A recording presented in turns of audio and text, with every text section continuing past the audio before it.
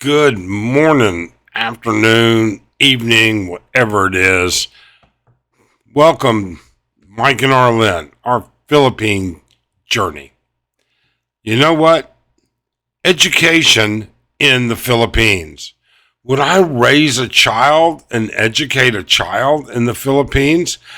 I may have answered that hastily when somebody recently asked me. I think it needs to be explained. And I think you need to understand what the educational system here is like. Let's talk about it. Why'd you have to go? I guess this world's too slow for you. I think there's beauty in the gray, the cold, but you just want the gold. And there's no way I can beat it, cause I got no chance when it comes to her. She got the glitter and the fame, and I just wasn't enough. Okay. You know, there are exceptions to every rule. There are always going to be those people who make do and actually excel only based upon their own merits. Sometimes the educational system can only take you so far, and they take themselves the rest of the way. Sometimes the educational system fails them. But let's talk about the Philippine educational system and how it rates and why I said what I said.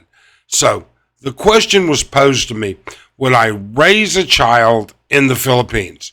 In fact, Mike from Mike's Philippine Retirement was up here interviewing me in Angeles last week, and he asked me that. And I very quickly told him no, I would not. And would not simply based on education. And I'm a big proponent of both formal and informal education. I started to think about that because, there are a lot of facets to it. So let me try and explain a few things here. I think it's really important. Education is not just what's in the book. Okay? Let's get that straight right now. Education is being able to teach people to think for themselves as well, to problem solve logically. But they've got to have the basic foundations to do that. Would I raise a child here because of education? No, I would not. All right? But maybe I didn't think of a few things. For instance, if my child had been born here and I had good schools and I didn't have the ability to take my child to the U.S. and educate them or to any other places, Singapore, for instance, or Japan, for instance, I wouldn't have much of a choice, would I? So that's something to consider. One of the other things to consider is how does the Philippines rate in an educational system? This is something that is not easy to swallow. All right? And I'll just be honest. So the PISA scores came out for 2024. Now they've been out a while. All right? But they are what they are. So every 3 years, worldwide, the OECD, all right, they do a PISA test of critical thinking for 15-year-olds in math and reading in over 65 countries and make up 90% of the world's economies. Okay? Now, the student assessment here in the Philippines encompassed 7,000 students, all random picked. And it was kind of weird.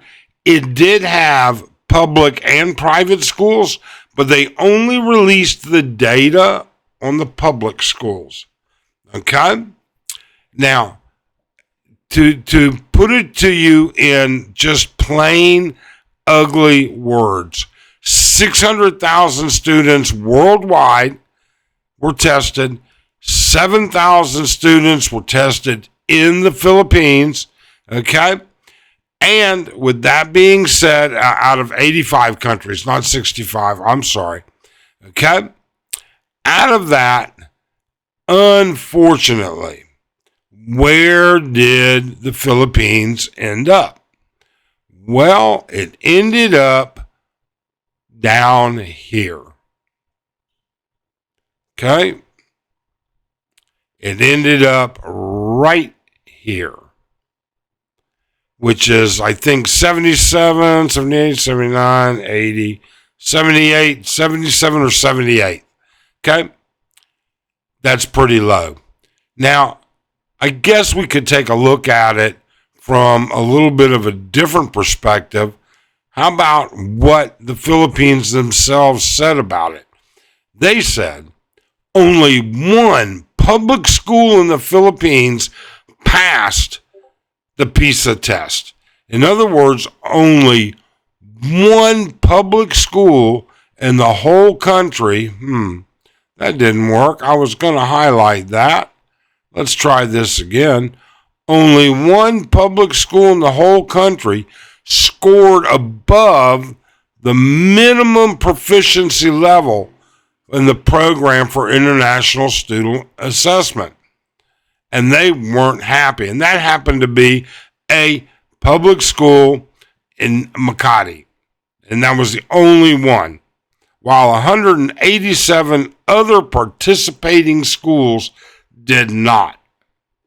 Now, I guess you got to take that into perspective on a couple of different things. The first one is there are good schools here in the Philippines. They are just few and far between. I will tell you right now, I know an expat down in Naga City, Rob's Coffee Shop. I will guarantee you that kid of his is in a private school. I have expat friends here.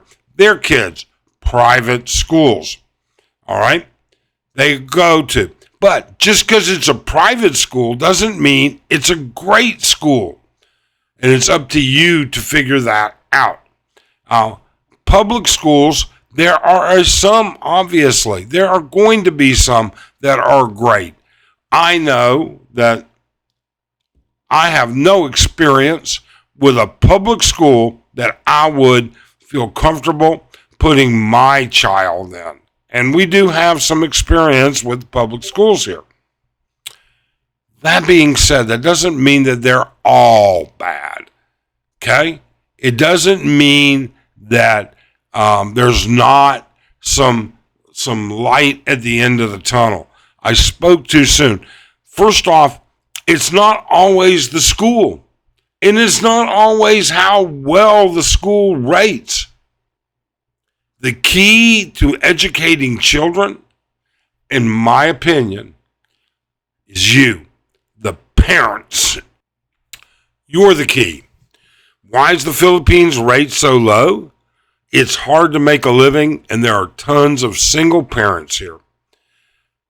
But bottom line is if you can't help at home, if you don't stimulate that child, if you don't go forward, it's going to go bad. Now, let's just say you go to a good school here and you keep going. I had to dig really, really, really deep to get some interesting numbers. Let's talk about post-primary school education. Let's talk about college. I don't know how to really emphasize this. There are good engineers, good doctors, good lawyers. I think a lot of that has to do with that person as an individual, how they were raised, how they applied themselves. Okay? That engineering test that they take to become certified in the end, that nursing, the NCLEX, okay, the medical boards that they have to pass, they're pretty standard across the world. They really and truly are. Some of them are universal. Okay? With that being said, there are good schools here too. But the requirements to get in them has somewhat lower than what I would have expected. Okay? But I talked to my daughter about it, and I was talking to her, what was the minimum GPA and your graduates, MCATs or GCATs and SATs, and she's telling me in the U.S. now, your graduate assessment tests are no longer nearly as big a factor into getting into schools, that they are really basing acceptance on a lot of other factors, including your essay and everything else that goes along with it. So would I raise a child here in the Philippines? If I had to raise a child in the Philippines and I had no other options, well, then that would be answer number one. I have no options. If I had options, what would my first options be? My first options would be, I want my child to be in a not just academically gifted situation and a rich academic situation, but a rich moral and family situation, a social situation. I'm not going to lie. I put my kid through private school all the way up to the 10th grade. In the 10th grade, I pulled her out of private school and put her into public school, which was such a breeze for her. But I wanted her to socially integrate into an entire group of diverse individuals. In private school, you're not integrating into a whole lot of different. All right? In public school, you are. I would want my child here to be around family, to be in a rich academic environment. And I don't mean rich by it costs money. I mean a good school system. Would I take her somewhere other than where we live? I can't give you that answer. If I did not like the schools that I interviewed for my daughter or son, I'm using my daughter as an example, you know what? We'd move. I would move somewhere here that's better, if that's what it took to keep her in that family atmosphere as well, because that's part of it. All right. And to keep that in her social atmosphere. If indeed all of that was null and void, and I don't mean by missing, I mean it's a wash in either direction, no, I would not. I would take her back to the U.S. and educate her there. I think the opportunities are there.